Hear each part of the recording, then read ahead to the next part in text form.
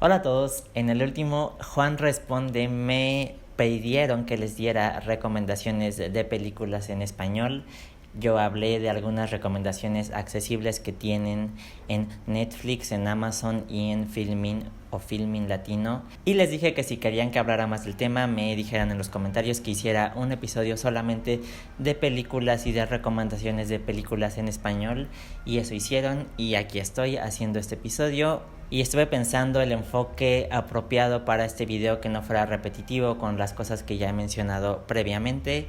Así que decidí seleccionar algunas de las mejores películas en español de todos los tiempos y voy a hablar detalladamente sobre algunas de ellas para que puedan saber cómo se lee una sinopsis en español, cómo se da una crítica o un punto de vista o una opinión sobre una película, qué tipo de palabras usamos en español, como el plano secuencia, como la fotografía, como las actuaciones, como la expresividad, el tono, el arco dramático y todas esas cosas. ¿Y cuáles son mis credenciales para enseñarles esto? Pues yo soy realizador audiovisual, tengo una formación muy fuerte en lenguaje cinematográfico y es por lo que yo hago videos. En mis videos como travel blogger, en mi otro canal de YouTube, en mi canal de viajero, pueden ver este lado cinematográfico de mi trabajo y está por estrenarse la temporada de mis videos en México al fin, así que los invito a que vayan y chequen mis videos y opinen si les gustan. Después de cambiar la pila de mi cámara, comencemos. Hace algunos años la BBC sacó un listado de las mejores 100 películas de habla no inglesa. En la lista se incluyeron películas tan importantes y relevantes como Los Olvidados de Luis Buñuel y Tu mamá también de Alfonso Cuarón, El ángel exterminador también de Luis Buñuel, Viridiana de Luis Buñuel también, Todo sobre mi madre de Pedro Almodóvar, El espíritu de la colmena de Víctor Erice y El laberinto del fauno de Guillermo del Toro. La mayoría de estas películas ya las he visto y tengo mucho que decir, tanto de los directores como de los países productores, como de mi opinión y de mi amor por algunos de estas películas y por algunos de estos directores. Empecemos con España.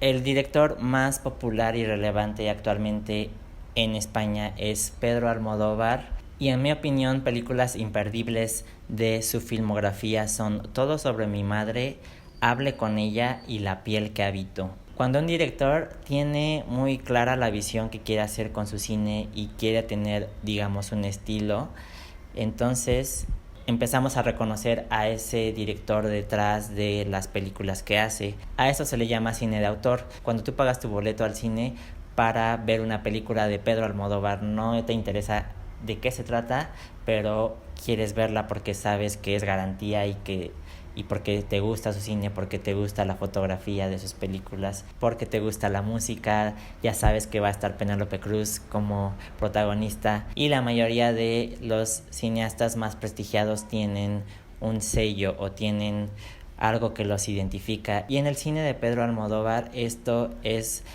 muy marcado. La mujer carga un papel muy importante en la mayoría de sus películas y no solamente las mujeres como tal, sino los personajes transexuales. Pedro Almodóvar es un ícono del cine LGBT y siempre está tratando estos temas en sus películas.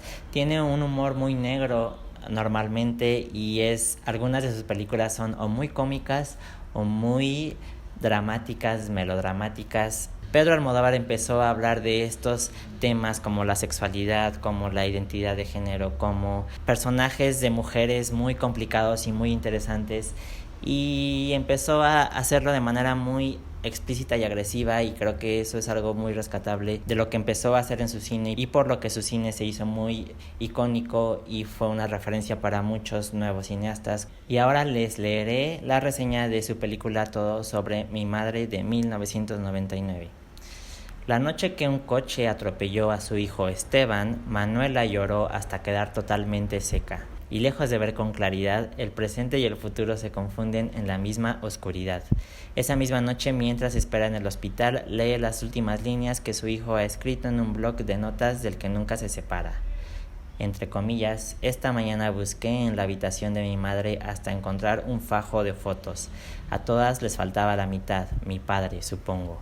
Tengo la impresión de que a mi vida le falta ese mismo trozo. Quiero conocerle, no me importa quién sea ni cómo se haya portado con mamá. Nadie puede quitarme ese derecho. Y esa es la reseña de esta película, que se escucha muy telenovelesca, pero en realidad sí, es un melodrama al 100%, pero con un lenguaje cinematográfico muy rescatable, y utiliza aspectos de este lenguaje también, como las actuaciones, como la fotografía, la dirección de arte. Son cosas tan exquisitas que son parte del mundo de Pedro Almodóvar, que son parte de su sello, y que es por eso que le va tan bien y es por eso que nos gusta ver sus películas. La mayoría de las películas que menciona la BBC son mexicanas o de cineastas mexicanos, y voy a hablar de ellas y luego voy a hablar de otros cineastas de otros países latinoamericanos, y voy a tratar de ser breve porque son muchísimas y son cineastas icónicos. Voy a empezar con Luis Buñuel, que es un cineasta que nació en España y que huyó de la Guerra Civil Española hacia México, se naturalizó mexicano e hizo la mayor parte de su cine en México y en Francia. Y Los Olvidados es una de las películas más icónicas de su carrera y más importantes en México, de la historia del cine en México. Es de 1950 y la reseña dice: el pasado 9 de noviembre, hace 68 años, se estrenó esta obra que pasó a la historia como una de las mejores películas del español nacionalizado mexicano Luis Buñuel. Entre dramas de robo, muerte y una incomparable secuencia de imágenes surrealistas, esta película ocupó el puesto 80 en el listado. Y Luis Buñuel es un artista que colaboró con otros surrealistas como Salvador Dalí. Y esta película es muy importante porque él fue el primero que hizo una película. Si han visto Roma, Los Olvidados definitivamente es una referencia no directa, pero si Luis Buñuel no hubiera hecho Los Olvidados, no hubiéramos tenido cineastas como Alfonso Cuarón, como Amate Escalante, que son supernaturalistas, que hablan de problemas sociales reales y que muestran la vida de los de abajo, de los desprotegidos, de los desafortunados, de la gente pobre. Mientras el cine de oro mexicano hacía películas que de cierta manera no representaban lo que de verdad era México, o que se sesgaba a muchas cosas por querer ser un cine de aspirar a ser tal actor o tal actriz o lo que sea, Luis Buñuel hizo esta película que rompió con todo lo que se estaba haciendo. Por ejemplo, utilizó personas que se veían como personas normales y que no eran superestrellas y que actuaban en su película. A lo mejor ni siquiera eran actores profesionales, y hizo una película que nadie había hecho en México o que no se estaba haciendo en ese momento. Entonces esa fue la importancia de esta película en específico, y ha hecho otras películas muy icónicas. Yo soy un gran admirador de Luis Buñuel por las cosas que conecta conmigo sobre mis inquietudes de lo que a mí me gustaría hacer. De hecho, mi primer cortometraje, el único que he hecho hasta ahora, está en una página en línea, IMDb. Voy a dejar el link en los comentarios y pueden ver mi cortometraje, que está hecho en español y que, como digo, o sea, ahora que lo veo, tiene muchas cosas que aprendí de Luis Buñuel y que inconscientemente están ahí. Porque el tema de los conflictos y de lo social y de lo actual y de lo relevante y de cosas que están pasando en este momento me llaman mucho la atención. Entonces, al ver el cine de Luis Buñuel, siento esa conexión con cómo se preocupa, y no solamente cómo se preocupa por ciertos temas y por representar ciertas cosas, sino que la manera en que lo expresa y la manera en que lo proyecta en sus películas es increíble. Entonces, mi cortometraje se llama Shangri-La y es en blanco y negro. Roma, de Alfonso Cuarón, también es en blanco y negro. Tiene, por ejemplo, eso es algo importante que tal vez se pregunten: ¿por qué los cineastas hacen películas en blanco y negro? Y es porque el blanco y negro te da una sobriedad, te permite que la gente se concentre en otros aspectos de la película.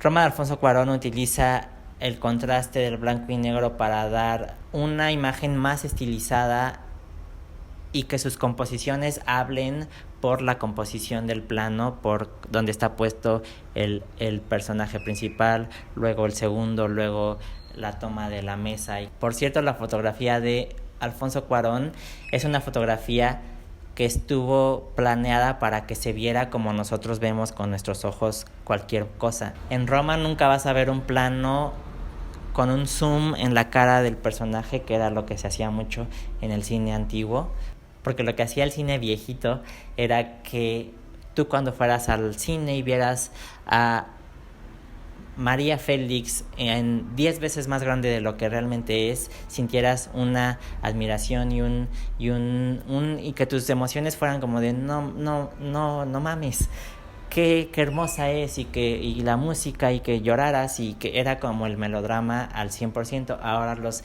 cineastas utilizan otros recursos para que eso que te provocaba María Félix en una escala de 10 a 1 te lo provoque ahora Alfonso Cuarón, con su naturalismo en el cine y con su coreografía en cómo se mueven los personajes y cómo se mueve la cámara de un lado para otro como si fuera una danza. Y ese tipo de cosas son las que se valoran en el cine, porque si ya existe el teatro y si ya existe la música, el cine tiene un lenguaje por sí mismo. El montaje en el cine es algo que no tiene las otras artes. Entonces, cuando tú ves una película que está contada de principio a fin, así de corridito, sin nada especial, sin hacer brincos en el tiempo, cosas como el match cut, que el match cut más icónico es el de 2001 Odisea en el espacio, cuando es un salto en el tiempo, el salto del tiempo más grande en la historia del cine y el más exquisito, que es cuando un primate hace miles y miles de años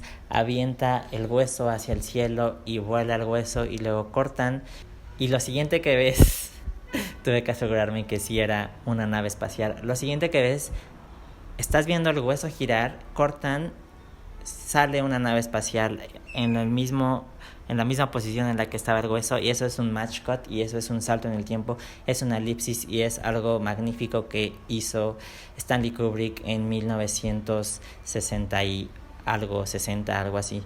Son cosas que solo el cine puede hacer. Entonces los cineastas que entienden eso y que saben cómo contar una historia a través del lenguaje cinematográfico, de cortar la cinta y de que yo estoy hablando aquí y de repente me ves en otro país, es como, pero que específicamente tiene un porqué. El cine no es sobre el qué, es sobre el cómo. ¿Cómo vas a contar la historia de una empleada doméstica que representa a millones y millones de mexicanos por tanto tiempo, y que todos nos sentimos identificados, no solamente mujeres, no solamente empleadas domésticas, sino tipos como yo de 25 años que siente que representaron su infancia en una película que hizo un hombre mexicano que nació en 1964? ¿Cómo es posible que un comunicador, que un cineasta, que alguien que expresa, que habla de su vida personal, haga a tantos mexicanos sentirse identificados con el sonido de lo que pasa en las calles de la película Roma, con la fotografía, con la dirección de arte? Eso es ser un buen cineasta, eso es ser una persona que tiene una sensibilidad muy grande y que tiene una manera de expresar lo que tiene dentro hacia afuera en un arte como el cine. Y eso es lo que hizo Alfonso Cuarón con Roma, y no solamente por eso fue tan aclamada, sino por la exquisitez de todo lo que ves en Roma. Roma es una película redonda, así se le dice.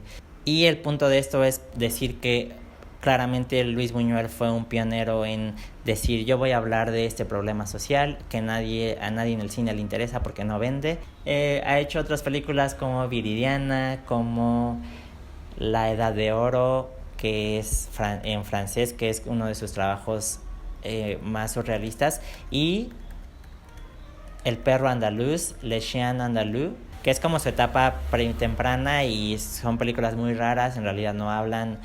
Ahora, cineastas chilenos hay dos muy relevantes actualmente. Uno de ellos es Sebastián Lelio, que hizo una película increíble que se llama Una mujer fantástica, que ganó el Oscar a mejor película extranjera. Y el otro es uno de mis directores favoritos de todo el mundo, se llama Pablo Larraín, y su cine es una joya. Tiene películas increíbles. Hizo películas como No, El Club y Neruda, que las tres son películas increíbles porque justo lo que estaba hablando previamente sobre el lenguaje del cine, él utiliza un tratamiento de la imagen muy preciso para cada una de sus películas para comunicar ciertas cosas.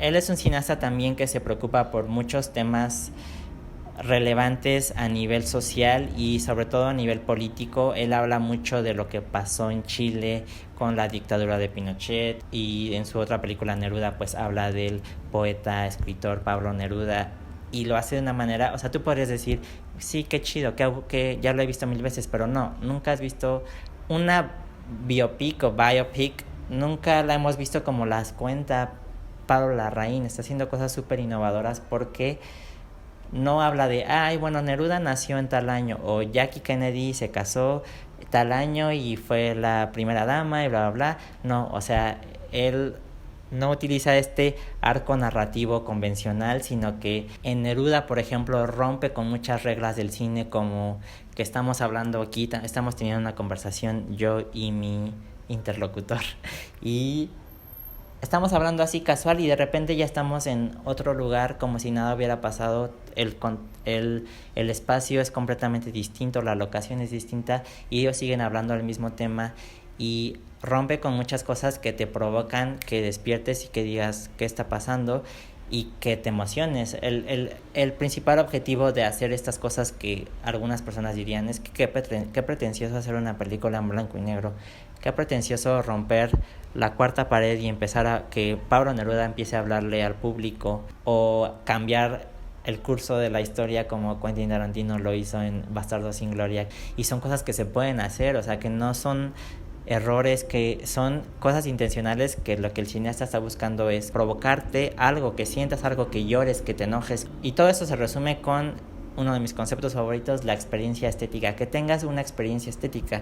Así como cuando ves la Mona Lisa y te pones a llorar, es lo que ellos quieren hacer contigo, y es arte, y es ser vulnerable y tener sensibilidad y tener una mejor vida, y que el arte te dé placer y te dé emoción y seas más feliz. Ese es el objetivo del arte y del cine, y entonces por eso son muy importantes estas películas. Hay que estar en contacto con este tipo de películas porque nos hacen sentir, nos hacen reflexionar, nos hacen estar al tanto de lo que pasó en Chile con la dictadura de Pinochet, con la película No, con lo que pasa en México con las empleadas domésticas, y no solamente estar conscientes de eso, sino sentir cosas y ser empáticos con los demás.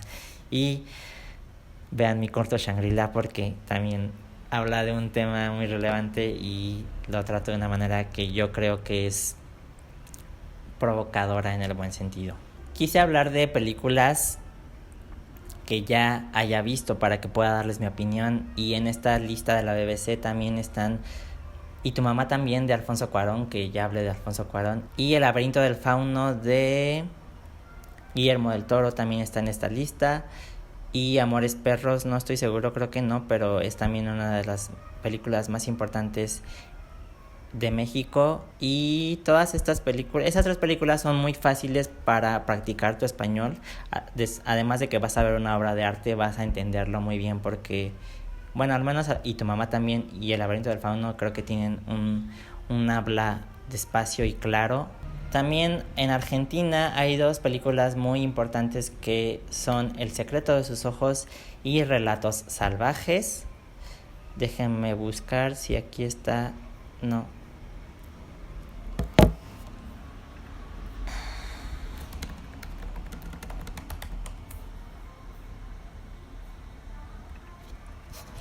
El secreto de sus ojos ganó el Oscar también a Mejor Película Extranjera, y voy a leerles la sinopsis.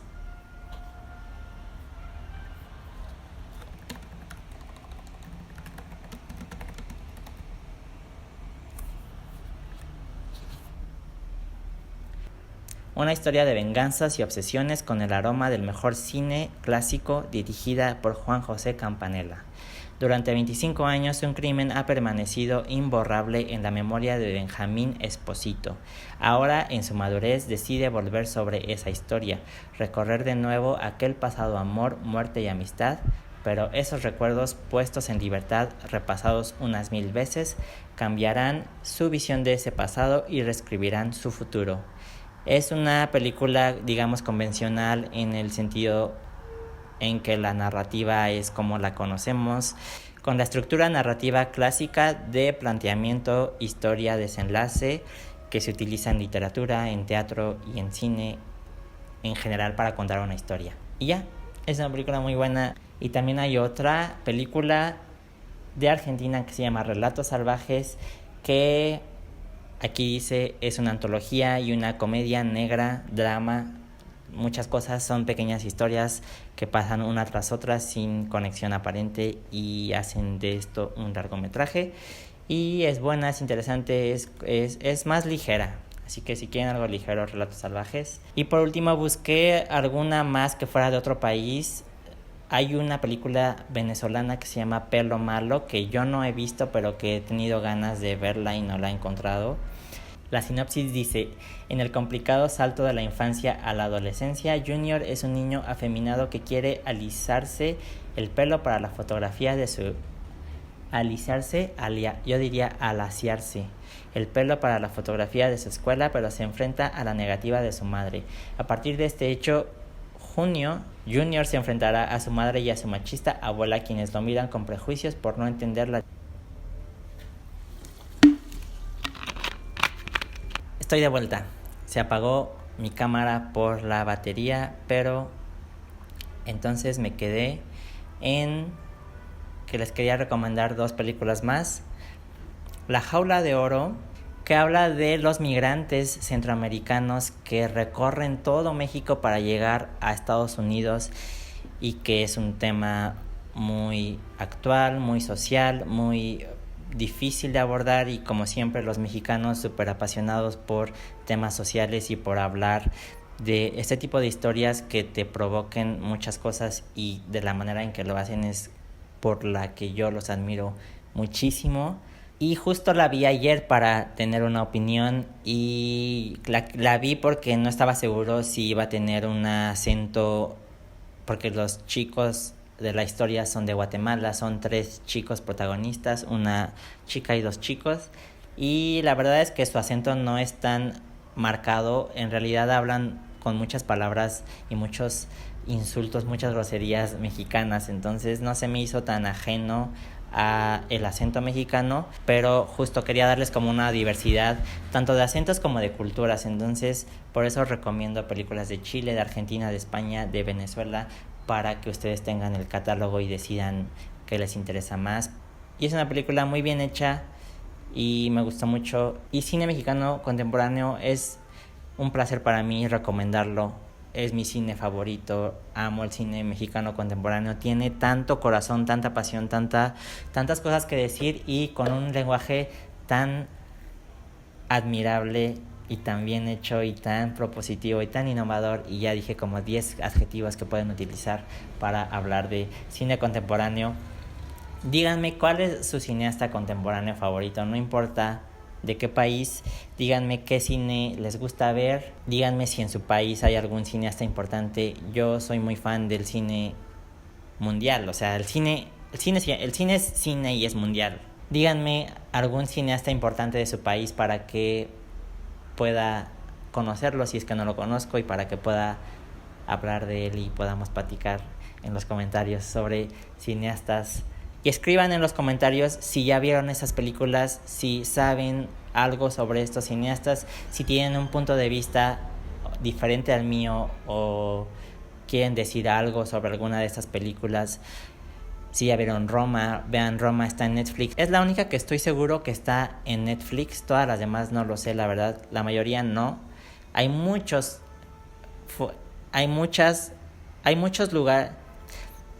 Y hablando de esto, hay un montón de nuevas plataformas de streaming, y les voy a decir la mayoría para que ustedes tengan la decisión de buscarlas y de contratar alguna de ellas. Nadie me está pagando, pero es para ayudarlos a tener un catálogo decente de cine, porque a veces en Netflix hay muchas cosas comerciales que no valen la pena.